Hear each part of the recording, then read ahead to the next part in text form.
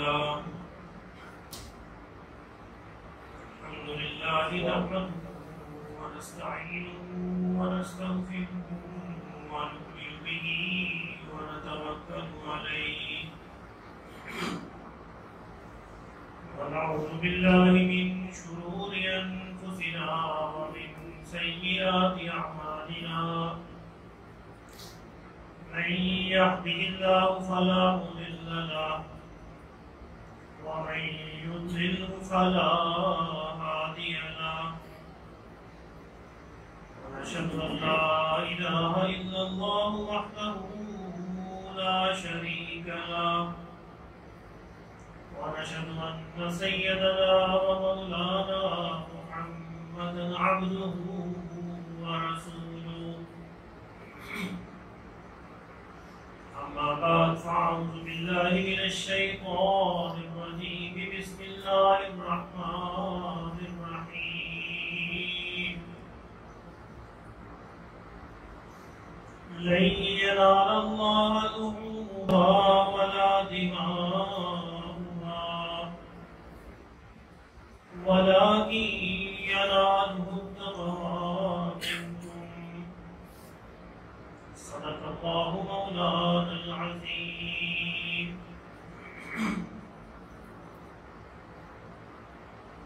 إلهي دل صدیق سا ایمان پیدا کر پھر فاروق سجری جوان پیدا کر رگ تحریف کٹ جائے دم عثمان پیدا کر میرے مولا علی المرتضی شیر خدا کی آن پیدا کر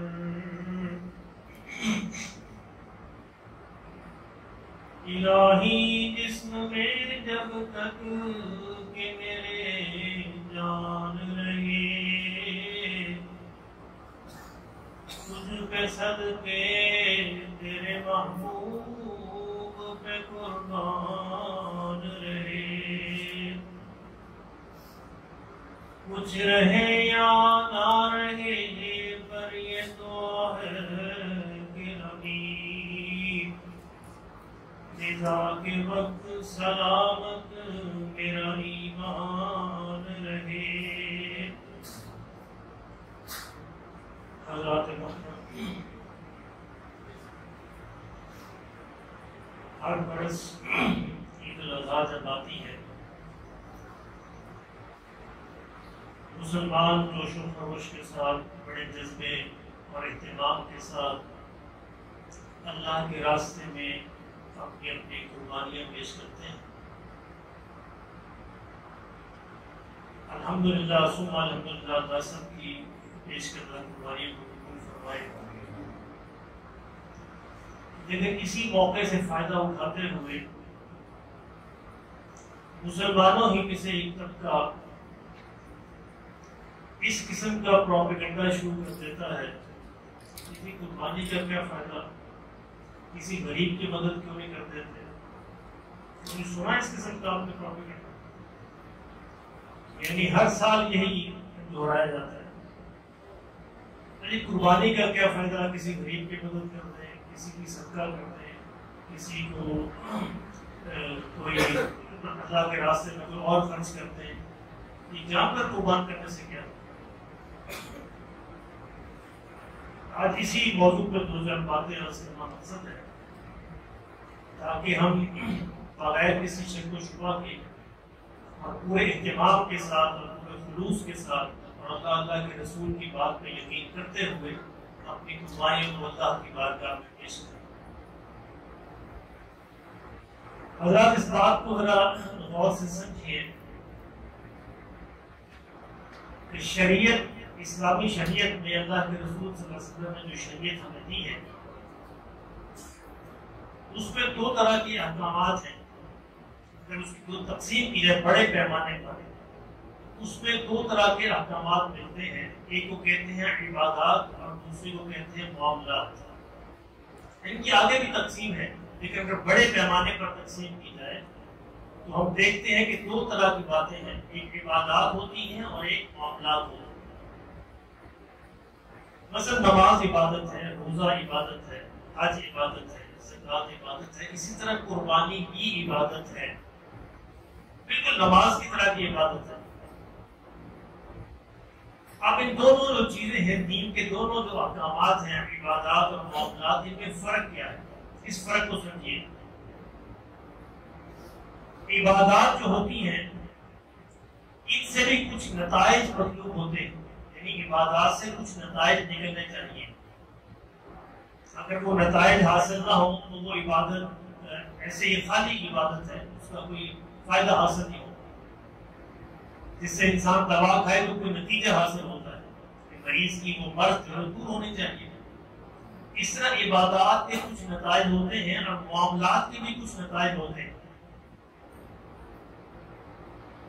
فرق صرف یہ ہے کہ معاملات میں اصل نتائج ہوتے ہیں، وہ نتائج ملنے چاہیے، نتائج مقصود ہوتے ہیں، شکل مقصود نہیں ہوتی۔ لیکن عبادات میں دونوں چیزیں مطلوب ہوتی ہیں۔ عبادات میں اس کی شکل و صورت، اس کا جو فارمیٹ ہے پورا جو اللہ کے رسول صلی اللہ علیہ وسلم نے دیا ہے، اور اس کے جو نتیجہ ہے، دونوں مقصود ہوتے ہیں۔ بات سمجھ آ رہی ہے؟ عبادات کے اندر دو چیزیں مطلوب ہیں کہ شکل و صورت بھی وہی ہو جو اللہ کے رسول صلی اللہ علیہ وسلم نے عطا کی، یعنی میں کھڑا ہو کر ایک رکعت میں 3 سجدے کرنے شروع کر دوں، اللہ کی بارگاہ میں قبول لیں گے، کیونکہ رسول اللہ صلی اللہ علیہ وسلم نے ایسے نہیں کیا۔ اللہ کے رسول صلی اللہ علیہ وسلم نے ہر وقت 2 ہی سجدے کیے۔ بظاہر میں زیادہ عمل کر رہا ہوں، اچھا عمل کر رہا ہوں، سجدہ اچھا عمل ہے، لیکن چونکہ اللہ کے رسول صلی اللہ علیہ وسلم نے نہیں کیا، ایک اللہ کی بارگاہ میں پڑھتے ہیں۔ یاد رکھیے اللہ کی بارگاہ میں صرف اور صرف وہی عمل مطلوب ہوتا ہے جس پہ اللہ کے رسول صلی اللہ علیہ وسلم کی اسٹیمپ موجود ہے۔ اور اپنی مرضی سے چاہے جتنا بھی نیک عمل کرتے رہیے، بظاہر نیک عمل ہے، لیکن اگر اللہ کے رسول صلی اللہ علیہ وسلم کے اٹیسٹیشن موجود نہیں ہے، اللہ کی بارگاہ میں قبول نہیں ہے۔ کیونکہ اب قیامت تک ایک ہی راستہ ہے، وہ محمد رسول اللہ صلی اللہ علیہ وسلم۔ تو جب کسی عبادت کا نام لیا جائے گا تو عبادت کو یہ دیکھنا پڑے گا کیا اس کی شکل وہی ہے جو اللہ کے رسول نے عطا کی ہے؟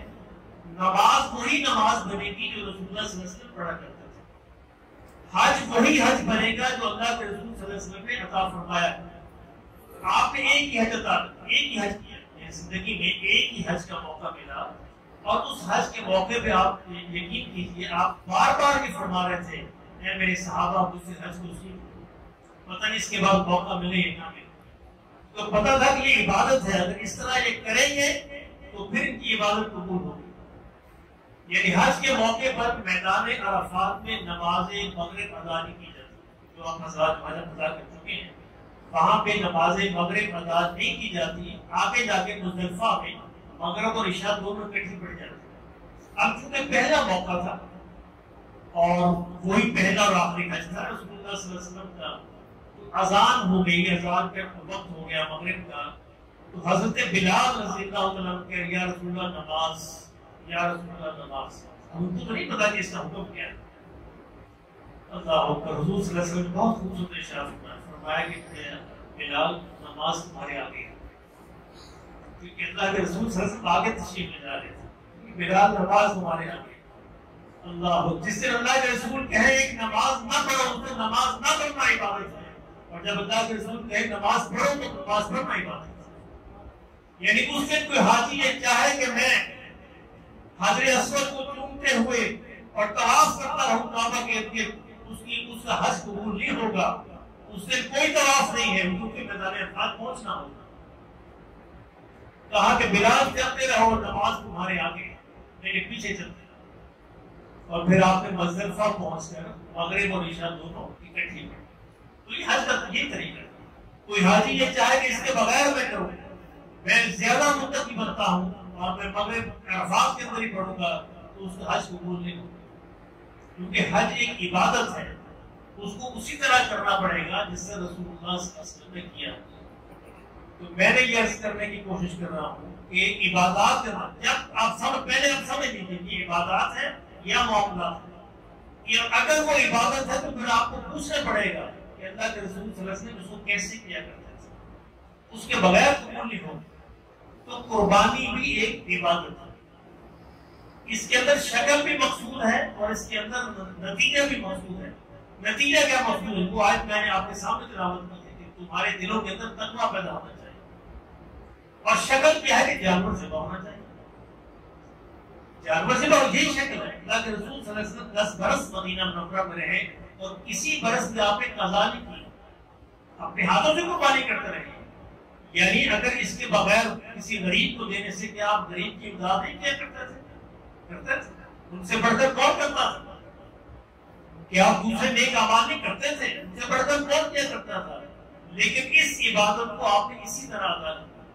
اگر کوئی چاہتا ہے کہ قربانی اللہ کے حضور پیش کرے اس کو اسی طرح کرنا پڑے گا جس طرح رسول اللہ صلی اللہ علیہ وسلم کیا کرتے تھے. تو عبادات کے اندر دونوں چیزیں موجود ہوتی ہیں کہ عبادات کا وہ فارمیٹ، وہ شکل و صورت اور وہ شاکلہ بھی وہی ہو جو اللہ کے رسول صلی اللہ علیہ وسلم کیا کرتے تھے اور اس کا نتیجہ بھی وہی ہو کہ دلوں کے اندر تقویٰ پیدا ہونا چاہیے. صرف خون اور گوشت مقصود نہ ہو. اب رہ گئے معاملات. دو چیزیں، 3 کی بڑی عبادات اور معاملات. معاملات کے اندر اصل نتیجہ ہوتا ہے. شکل و صورت تبدیل ہو سکتی ہے. مثلا یہ معاملہ ہے کہ اللہ کے رسول صلی اللہ علیہ وسلم نے ارشاد فرمایا کہ چھوٹوں پہ شفقت کرو. اب چھوٹوں پہ شفقت میں کسی اور طرح کر سکتا ہوں، حفیظ صاحب کسی اور طرح کر سکتے ہیں، عباد صاحب کسی اور طرح کر سکتے ہیں. اس میں اللہ کے رسول نے کوئی خاص شکل عطا نہیں فرمائی کیونکہ یہ معاملات ہیں. بڑوں کا احترام کرو. میں احترام بھی کوئی صورت اختیار کر سکتا ہوں. ریحان صاحب کو اختیار کر سکتے ہیں، داؤد صاحب کو اختیار کر سکتے ہیں. یہ کوئی مقصود نہیں. مقصود احترام ہے. اگر میں نے احترام بڑے کر لیا تو اللہ کے رسول صلی اللہ علیہ وسلم کی بات پر عمل ہو گیا. اس لیے آپ نے تو خاص شکل و صورت عطا نہیں فرمائی. تو معاملات اور عبادات میں یہ فرق ہوتا ہے کہ معاملات کے اندر نتیجہ مقصود ہے. اللہ کے رسول صلی اللہ علیہ وسلم نے جو ارشاد فرمایا اگر وہ نتیجہ آپ نے حاصل کر لیا، چھوٹوں پہ آپ نے جو ہے شفقت کر لی، بڑوں کے احترام کر لیا، ملاوٹ سے آپ بچ گئے، دھوکہ دہی سے آپ بچ گئے، تو کسی بھی طریقے سے بچ گئے تو یہ آپ نے مقصد پورا کر لیا، آپ کو ثواب حاصل ہو گیا.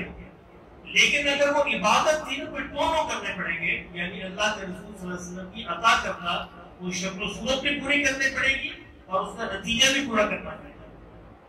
تو میرے محترم دوستو، اس سے یہ پروپیگنڈا جو مسلمانوں میں سے ہی ایک طبقہ کرتا ہے، اس پہ دھیان رکھیں. یہ اپنے راستے سے ہٹانے کی کوشش ہے. اور دیکھیے ہمیں یہ بات سمجھ نہیں آتی. یعنی پورا برس جو ہے آپ گوبر چل جائیے، KFC چل جائیے، کسی بھی بڑی چین پہ چل جائیے، پوری دنیا میں روزانہ لاکھوں جانور ذبح ہو رہے ہیں. ہو رہے کہ نہیں ہو رہے؟ چکن بھی ہو رہا ہے، مٹن بھی ہو رہا ہے، بیف بھی، سب کچھ ہو رہا ہے. وہاں پہ کوئی اعتراض نہیں. اعتراض یاد آتا ہے تو قربانی پہ یاد آتا ہے.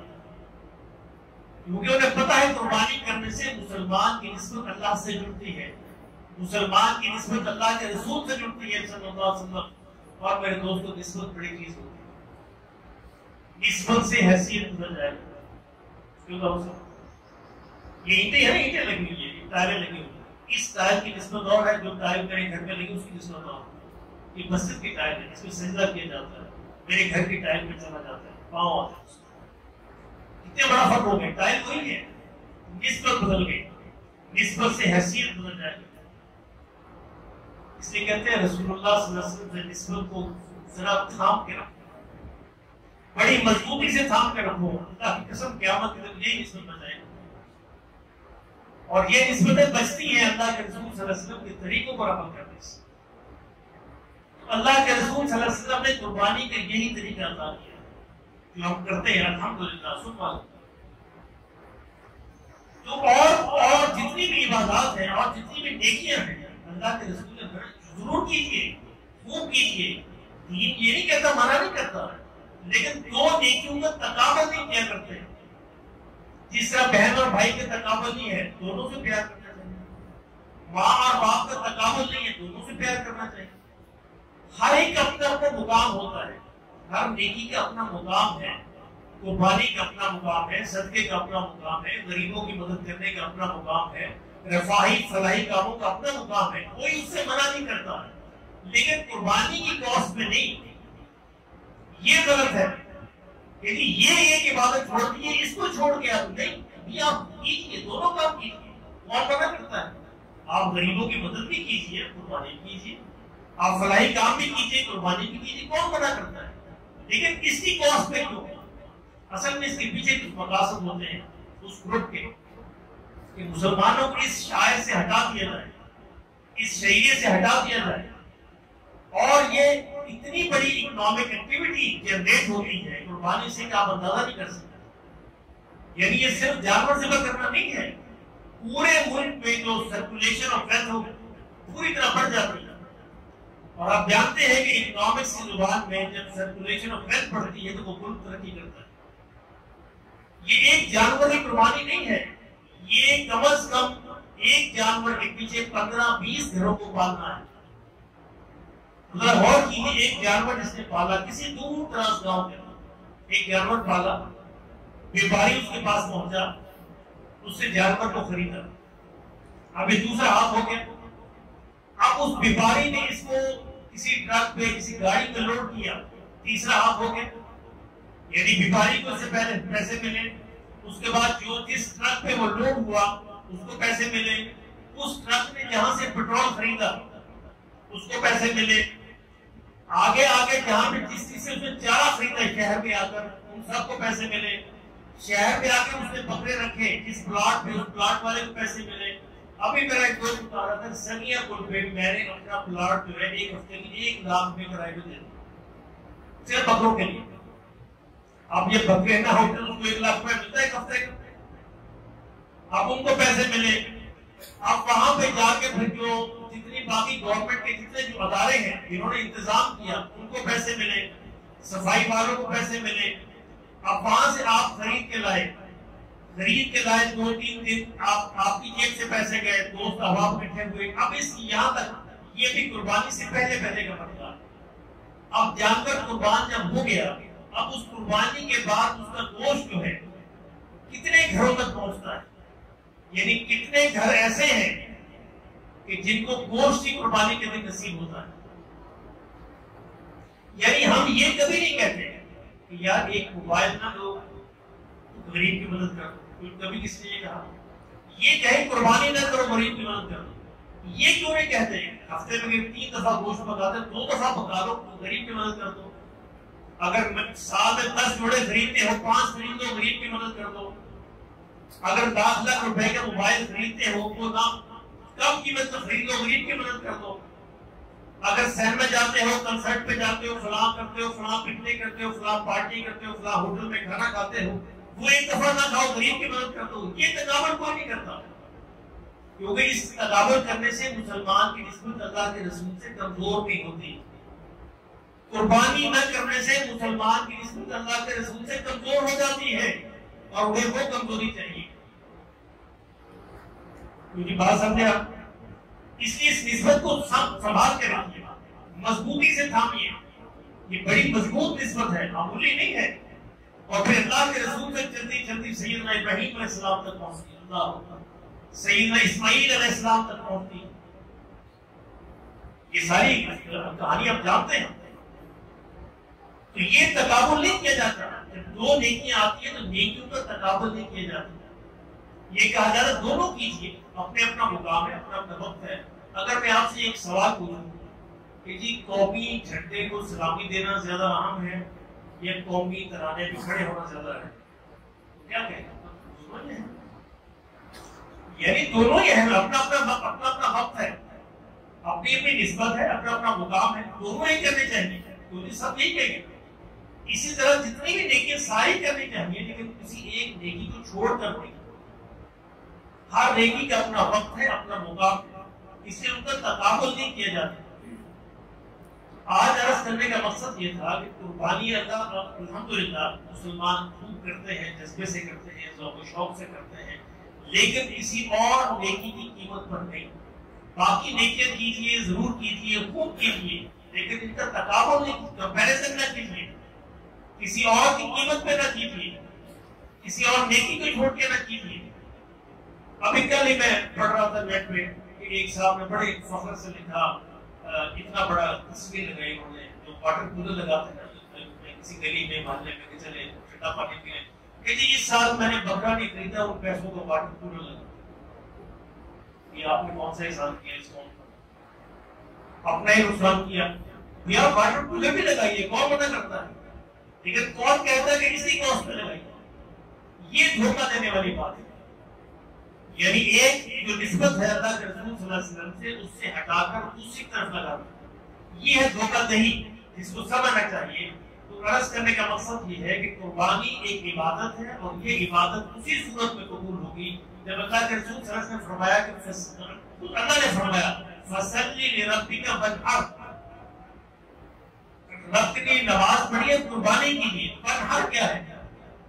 کہ اونٹ کے گلے پر جب چھری پھیری جاتی ہے، اس سے گلے سے جو آواز نکلتی اس کو نہر کہتے ہیں۔ ابھی اس کے بغیر پوری نہیں ہو سکتی۔ اللہ رب العزت نے لفظ ہی کوئی استعمال کیا ہے، وانحر، قربانی کیجیے، اور اسی وقت ہوگا جب گلے پہ چھری پھیری جائے گی، جس طرح کہ اللہ کے رسول صلی اللہ علیہ وسلم بیان کرتے تھے۔ اب نماز کے بارے میں قرآن مجید نے ارشاد فرمایا کہ اقیم الصلاۃ لذکری، یہ نماز کا مقصد بتایا۔ یہ دوسری نے ارشاد فرمایا ان الصلاۃ تنہی عن الفحشاء والمنکر، کہ نماز بے حیائی اور برے کاموں سے روک دیتی ہے۔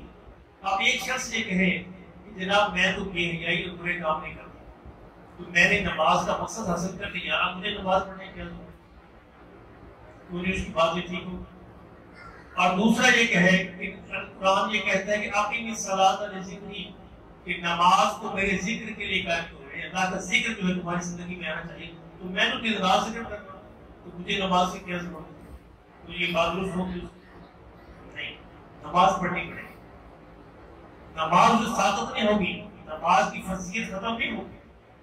ذکر جتنا مرضی کرتا رہے، اللہ کی یاد جتنا مرضی کرے، اگر ساری وہ ایک گناہ بھی نہ کرے، بڑی بات ہے، ایک گناہ بھی نہ کرے، پھر بھی نماز اس سے ختم نہیں ہوگی، نماز کی فضیلت ختم نہیں ہوگی۔ یہ شیطان کا دھوکہ ہے، اس کو نماز اسی طرح پڑھنی پڑے گی جس طرح اللہ کے رسول صلی اللہ علیہ وسلم پڑھا کرتے تھے۔ اللہ کی یاد کرے، خوب کرے، ذکر کرے، خوب کرے، کوئی نہیں روکے گا، لیکن یہ نماز کی کوشش پہ نہیں ہوگی۔ نماز اس کو اسی طرح پڑھنی پڑے گی جس طرح اللہ کے رسول صلی اللہ علیہ وسلم پڑھا کرتے تھے۔ تو جی ایک بات سمجھانے مقصود تھی، میرا خیال میں اپنی بات واضح کر سکتا ہوں، نہیں واضح کر سکتا دوبارہ شکریہ، ٹھیک ہے۔ اس کو پہلے بات ہے۔ دوسری بات تو ایک چھوٹی سی بات میں کرنا مقصود ہے، 5 منٹ باقی ہے، وہ یہ ہے کہ تکبر جو ہے یہ بہت بڑی بیماری ہے۔ یہ نیکیوں کو اسی طرح جلا دیتی ہے جس طرح آگ لکڑی کو جلا دیتی ہے۔ تکبر مختلف طرح کا ہوتا ہے، دولت کا تکبر ہے، سارے جانتے ہیں، طاقت کا تکبر ہے، قوت کا تکبر ہے، علم کا تکبر ہے۔ ایک بڑا ہی عجیب تکبر ہے، اس کو کہتے ہیں نیکی کا تکبر۔ یہ بڑا خطرناک ہے، نیکی کا تکبر بڑا خطرناک تکبر۔ یہ دولت کے تکبر سے، قوت کے تکبر سے، اور طاقت کے تکبر سے، سیاست کے تکبر سے، اقتدار کے تکبر سے سب سے خطرناک نیکی کا تکبر۔ نیکی کرنی اور پھر اس پہ تکبر کرنا، میں نے بڑا کام کیا۔ جس طرح گناہوں پہ ندامت جو ہے ان کو مٹا کر رکھ دیتی ہے، نیکی پہ تکبر نیکی کو ختم کر کے رکھتا ہے۔ یعنی خوب نیکیاں کیجیے، خوب نمازیں پڑھیے، خوب حج کیجیے، خوب قربانیاں کیجیے، لیکن تھوڑا سا دل کیا اتر آ گیا میں نے بڑا کام کیا، بہت ہی بڑا، میں نے تو آج اتنے جانور قربان کر لیے، وہیں پہ بیڑا رکھا۔ تو نیکی کو سنبھال کے رکھیے، نیکی کرنا بھی ضروری ہے اور نیکی کو سنبھال کے رکھنا بھی ضروری ہے۔ جس طرح آپ پیسہ کماتے ہیں اور پیسہ کما کے ہم کھلے عام رکھتے ہیں، ظاہر کوئی بھی اٹھا کے لے جائے، تو پیسہ کماتے ہیں تو سنبھال کے بھی رکھتے ہیں، جیسے ہوتا ہے یہ دستور ہے۔ اس سے جب آپ نے نیکی کر لی تو نیکی کو خدا کے لیے سنبھالیے، نیکی کو سنبھال کے قیامت تک لے کے جانا ہے۔ ایسا نہ ہوگا راستے میں چور ڈاکو پڑ گئے، یہ تکبر سب سے بڑا ڈاکو ہے، یہ سب سے بڑا چور ہے جو آپ کی نیکی کو ملی میٹ کر کے رکھ دے۔ تو نیکی کرنے کے بعد عاجز بن جانا، نیکی کے بننے کے بعد اللہ کے حضور اس کو پیش کر دینا عاجزی کے ساتھ۔ اللہ کو تکبر پسند ہے، تکبر اللہ ہی کو نہیں دیتا ہے، بڑائی اللہ ہی کے لیے۔ انسان کی حیثیت کیا ہے؟ میں نے آپ سے پہلی بار سے ہماری حیثیت کیا ہے؟ تھوڑی سی بیماری آ جائے پھر پتہ چلتا ہے ہماری حیثیت کیا ہے۔ اور وہ انسان جو دو دفعہ، ایک دفعہ ماں کے پیشاب کے رستے سے نکلا ہو، ایک دفعہ باپ کے پیشاب کے رستے سے نکلا ہو، اس کی حیثیت کیا ہے؟ ایک گندا قطرہ، یہ تو اللہ کی شان ہے، اس قطرے کو کیا شکل دے دیتا ہے، کیسی خوبصورت میناکاری کرتا ہے، کیا ڈیزائن بناتا ہے۔ پانی بھی کبھی ڈرائی ہو گئی، کبھی ڈرائی ہوئی پانی میرے مولا ہی کی شان۔ اس لیے میرے محترم کوئی بھی نیکی چھوٹی ہو بڑی ہو تکبر سے بچے۔ سیدنا عیسیٰ علیہ السلام تشریف لے جا رہے تھے اور ساتھ ان کے صحابہ جن کو حواریین کہا جاتا ہے ساتھ وہ بھی تھے۔ تو ایک ڈاکو اور جو پہاڑ کے اوپر بیٹھا تھا، اس نے جب سیدنا عیسیٰ علیہ السلام کا چہرہ مبارک دیکھا تو بڑا متاثر ہوا۔ نور نبوت ہوتا ہے۔ اللہ اکبر، اللہ نے ہمیں نصیب نہیں فرمایا تھا، قیامت میں نصیب فرما دے۔ یعنی ایمان کے بعد سب سے بڑی نیکی نبی کے چہرے کا دیکھنا۔ کتنے خوش قسمت لوگ تھے، یعنی کتنی بڑی نیکی ہے، یعنی نبی کے چہرے کا ایک دفعہ دیکھنا انسان کو صحابی بنا دیتا ہے ایمان کے ساتھ۔ اور کائنات کے سارے اولیاء مل گئے ایک صحابی کے قدموں کو خاک ہونے میں، صحابی ہوتا ہے۔ تو عیسیٰ علیہ السلام کے بھی صحابی تھے، ساتھ تشریف لے جا رہے تھے۔ وہ ڈاکو بڑا متاثر ہوا آپ کے چہرے مبارک دیکھ کر، اتنا کہتا ہے کہ میں اس شخص کے ساتھ ہوں، اتنا مبارک آدمی، میں توبہ کرتا ہوں۔ توبہ کر کے دل میں ساتھ شامل ہو۔ اب لوگ اس کو جانتے تھے، عیسیٰ علیہ السلام کے جو حواری جو صحابی تھے ان کے دل کے اندر یہ بات آئی، یہ کیا جوڑا، اب دل کے اندر یہ بات آئی کیا نفرت کے ساتھ، یہ کیا جس طرح ہم بھی کرتے ہیں۔ مسجد میں کوئی ننگے سر نماز پڑھنے آ جاتے ہیں، خالی سر نماز، کوئی پینٹ پہن کے نماز پڑھنے آ گیا۔ اب نمازیوں کا تکبر ہے، نمازیوں کا آ گیا پینٹ پہن کے نماز، اللہ تیری ساری کسی نمازیں کا چاہے تو سارے، ارے نمازوں کا تکبر کیسا؟ وہ آ گیا ہے مسجد کے اندر، تمہیں تو اس کے پاؤں پڑنا چاہیے۔ جو مسجد کے اندر آ گیا وہ مسجد میں نہ آنے والے سے باہر قیمتی ہے، چاہے وہ ننگے سر آیا، چاہے وہ پینٹ پہن کے آیا، چاہے وہ شارٹ پہن کے آیا، کسی طرح بھی آیا، وہ باہر کھڑے رہنے اس باہر قیمتی۔ اب عیسیٰ علیہ السلام کے حواری نے کہا ہوں آگے چھوڑا، اللہ اکبر، اللہ نے جبرائیل پہنچو، جبرائیل علیہ السلام حاضر ہوئے، عیسیٰ علیہ السلام سے کہا کہ اے اللہ کے رسول اللہ یہ فرماتے ہیں کہ تمہارے پیچھے دو آدمی چل رہے ہیں، تمہارا جو حواری ان سے یہ کہو کہ تم نے دل کے اندر جو ہوں کہا ہے تم اب نئی زندگی شروع کرو، اس سے تمہاری پچھلی ساری نیکیاں ضائع ہوں۔ ایک ہوں کرنے سے نہیں ہوتا، ارے ہم تو زبانوں سے پتہ نہیں کیا کچھ کہتے ہیں، ہوں تو بڑی بات ہے نا، ہم تو زبانوں سے تانوں تیر چلاتے ہیں، طرز کے تیر چلاتے ہیں، ہم تو بہت کچھ کہہ دیتے ہیں، ارے ہمارا مقام کہاں ہے؟ اور فرمایا کہ اللہ کے رسول دوسرے شخص سے کہو کہ تم بھی نئی زندگی شروع کرو، تمہارے پچھلے سارے گناہ میں نے معاف کر دیے، آج سے نئی زندگی۔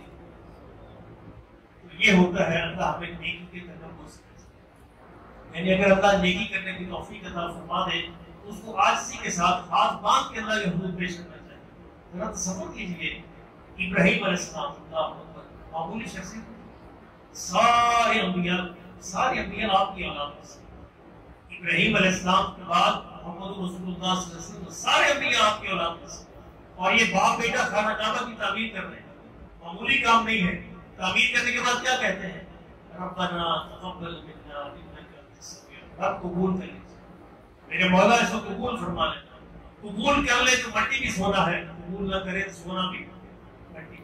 تو اللہ ہماری عبادات کو، ہماری قربانیوں کو قبول کرے، جو بھی نیکی کرنے کے اندر توفیق دے اس میں شکر ادا کرنا چاہیے اور اللہ کے حضور بڑی ہی عاجزی کے ساتھ پیش کرنا چاہیے، اور کبھی دل کے اندر یہ میں آ جائے تو میں نے یہ کام کیا تو فوراً سجدے میں گر کے اللہ سے توبہ کر کے اس کو بچا لیجیے، خدا کے لیے بچا لیجیے، ورنہ عیسیٰ علیہ السلام تو ہماری کی طرح عین ممکن ہے کہ پچھلی پورا ریکارڈ ہی ضائع ہو۔